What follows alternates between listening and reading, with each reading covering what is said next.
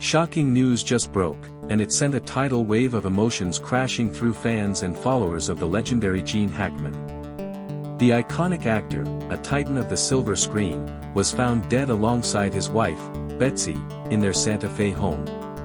It's a heartbreaking end to a story that's been anything but predictable, a tale of resilience, love, and a wild ride through Hollywood's highs and lows.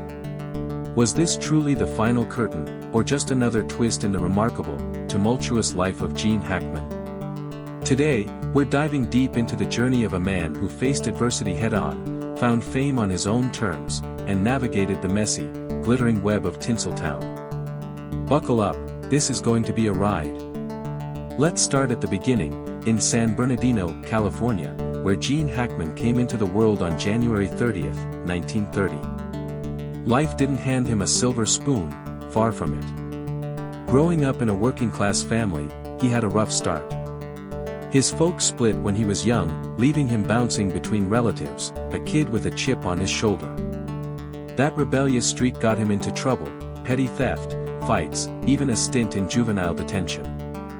You'd think that'd set the course for a dead-end life, but Hackman wasn't wired that way. He wanted out, a different path, something bigger. At 16, he lied about his age and joined the U.S. Marine Corps, serving during the tail end of the Korean War.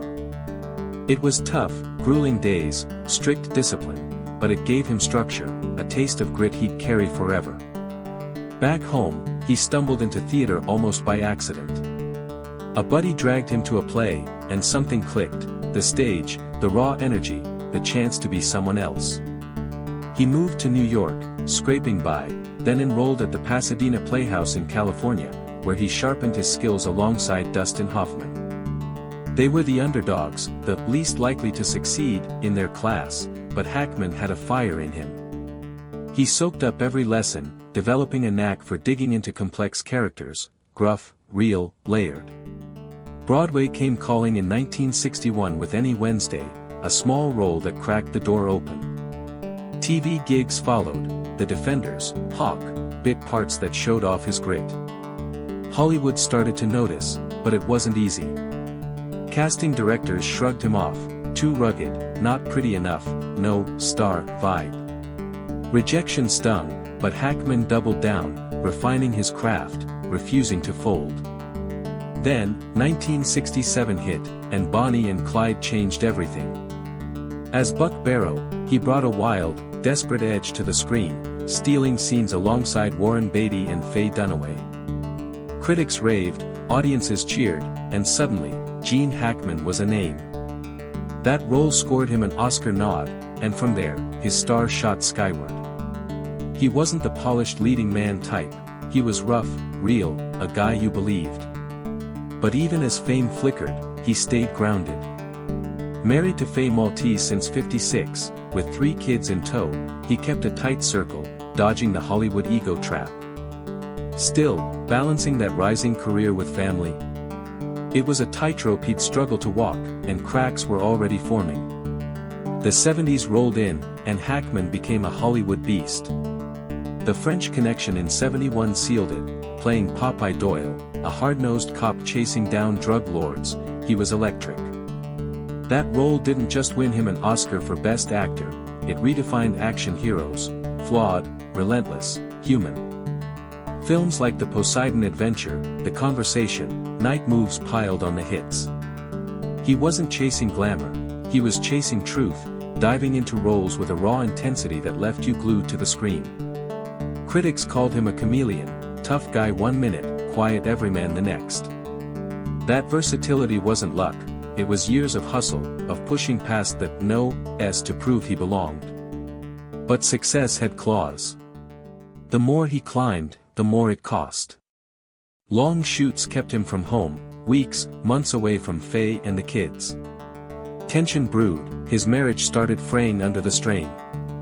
Friends saw it, Hackman, the guy who could command a set, wrestling with guilt over missed birthdays, school plays, quiet dinners. The Oscars, the box office wins, they glittered, but they came with a shadow. He'd pour himself into his work, pushing boundaries, Superman as Lex Luthor in '78, Uncommon Valor in '83. but the emotional toll crept up. He'd sit in interviews, that gravelly voice admitting the grind was wearing him thin. Hollywood was his kingdom, but it was a lonely throne, and the cracks in his personal life were widening, ready to split open. That split came in '86. After 30 years, his marriage to Faye crumbled, quietly, no tabloid circus, just a slow unraveling. It hit him hard. He's called it a regret, that selfishness he let creep in, putting career over family. 3 kids, Christopher, Cynthia, Leslie, kept him tethered, but the divorce left a hole. He was a star, sure, but behind the scenes, he was a man picking up pieces. Then came Betsy, a pianist he met in the '80s. She was different, calm, steady, a lifeline.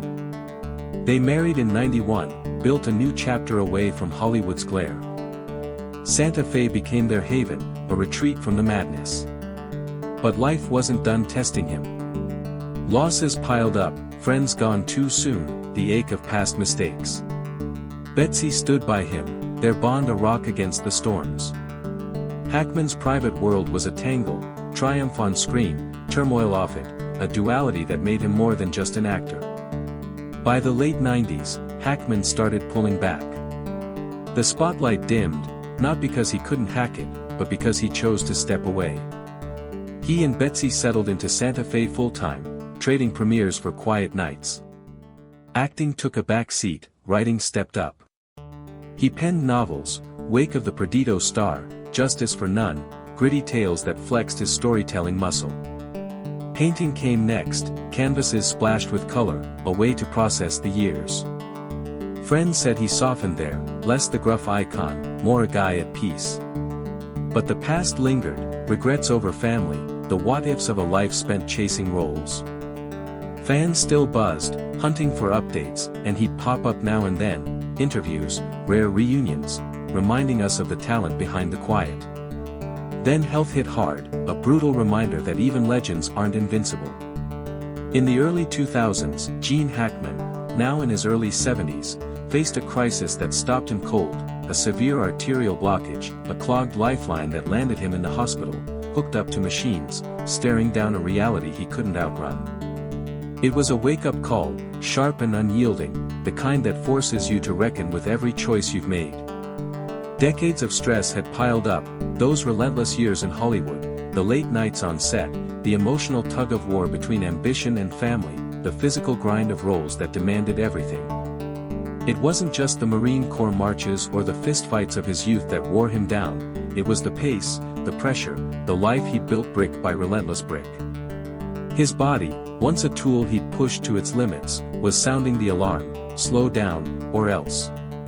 He didn't sulk or surrender, Hackman wasn't built that way. He overhauled everything, a full-scale fight to reclaim what time and toil had taken. Diet became a battlefield, gone were the steaks and beers of his rough-and-tumble days, swapped for lean meals, greens, a regimen he stuck to with military precision. Exercise wasn't optional, it was survival, walks turning into hikes, sweat a sign he was still in the game. Doctors hovered, tests piled up, but he tackled it with the same grit that got him through juvenile detention, through the Marines, through audition after audition. This wasn't about vanity, it was about living, about squeezing every drop out of the years he had left. Friends saw the shift, less of the gruff, unstoppable Hackman, more a man aware of his limits, determined to push them just a little further. By 2004, he'd had enough of the spotlight's glare. He called it quits, retirement, official, final. Welcome to Mooseport, a quirky little comedy with Ray Romano, became his last bow. It wasn't some Oscar-bait swan song, no dramatic exit with trumpets blaring, just a light, easy flick about a small-town election. Critics shrugged, fans smiled, but it didn't need to be grand. Hackman had already given us plenty, 90-plus films, a shelf of awards, performances burned into cinema history. He didn't owe anyone a blaze of glory. Acting faded into the rearview, writing and painting stepped into the frame. He'd always loved stories, now he wrote his own, novels like Wake of the Perdido Star, tales of adventure and grit that echoed his own life. Paintbrushes replaced scripts, canvases splashed with desert hues, emotions he couldn't voice finding form in color and shape. Rumors swirled, how's he doing? Is he okay? But Hackman kept it low-key, dodging the chatter, savoring the calm after a lifetime of storms. Santa Fe was his fortress now, a place where the phone didn't ring with offers, where the air was clean and the days were his own. That calm became the heartbeat of his final years. Santa Fe wasn't just a dot on the map, it was his sanctuary, a haven he shared with Betsy.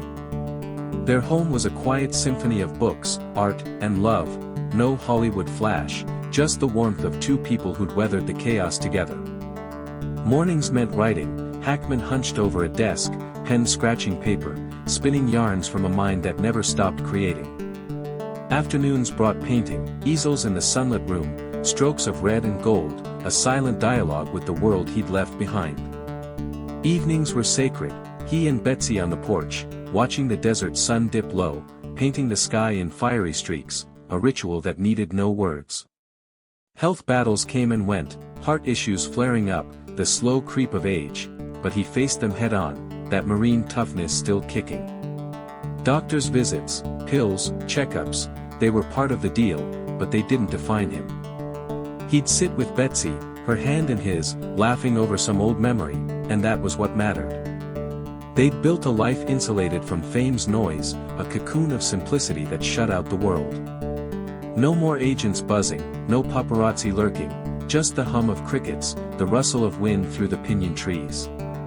Losses stung hard, old co-stars fading away, names like Beatty or Redford turning into echoes, memories of Faye and the kids he'd drifted from. Regret lingered, a quiet ache for the years he'd traded for glory. But Betsy was his anchor, steady as ever. She'd been there since the 80s, through the divorce, the second chances, the retreat. Their bond wasn't loud or showy, it was steel, forged in shared trials, a partnership that held when everything else shook. When news of their passing broke, together, in that Santa Fe haven, it hit like a punch. Found side by side, as if they'd planned it that way, it felt like the end of an era. Not just a retreat from the madness, but a journey to peace, a quiet triumph after decades of chaos. The world paused, picturing them there, one last sunset, one last story, a love that outlasted the spotlight. So what's Gene Hackman's legacy? It's not just the hardware, the Oscars for The French Connection and Unforgiven, the nominations, the 90-plus films that span decades. It's not only the characters we can't shake, Popeye Doyle's relentless snarl, Lex Luthor's sly menace, Buck Barrow's doomed swagger. It's the man behind them, resilient, flawed, achingly real. He started as a troubled kid in San Bernardino, a runaway with a rap sheet, and clawed his way to Hollywood's throne. He showed us grit pays off, that talent and hustle can trump polish every time. But he didn't hide the cracks, his candor about mistakes cuts deep. He's talked about the cost of ambition, how he let family slip through his fingers for a shot at the top. That honesty strips away the myth, makes him human, not a statue on a pedestal, but a guy who stumbled and kept going. Retiring to write, to paint, to live with Betsy, he redefined what success looks like. It wasn't about the applause, the box office tallies, the red carpet roar. It was authenticity, a life carved out on his terms. He traded the chaos for calm, the scripts for novels, the close-ups for brushstrokes, and found something richer, a piece that fame never gave him. His story's a mirror, reflecting back at us. How do we balance dreams with the people we love? What do we chase when the world's watching, and what do we hold on to when it turns away? How do we find peace when the noise finally stops? Hackman wrestled with those questions and came out the other side, not perfect, but whole. His passing leaves a void, a silence where that gravelly voice once roared, but his life, a tapestry woven with struggle, art, and love, lights the way forward. Think about it, from a kid dodging cops to a king of the screen, he built a legacy that's more than reels and trophies. It's in the quiet moments, Betsy's laugh, a finished page, a sunset shared. It's in the lessons he left, keep fighting, own your flaws, find your calm. What's his mark on you? Maybe it's Popeye's tenacity, Lex's cunning, or just the image of a man who walked away when he was ready. How will you carry his lessons, through your own storms, your own dreams? Drop it in the comments, I want to hear it. Hit that like button, subscribe, we've got more stories like his on deck, tales of legends who shaped the world and then found their own. Until next time, live bold, folks. Hackman did, and it made all the difference. He wasn't just a star, he was a force, and that fire still burns in every frame, every word, every memory he left behind.